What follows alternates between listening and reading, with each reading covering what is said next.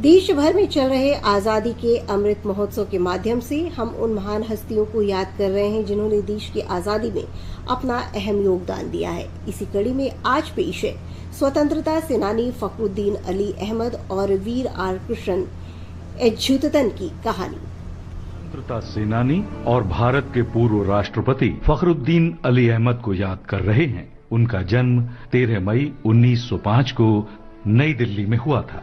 1925 में जवाहरलाल नेहरू से मुलाकात के बाद वो इंडियन नेशनल कांग्रेस में आए और स्वतंत्रता संघर्ष में शामिल हो गए।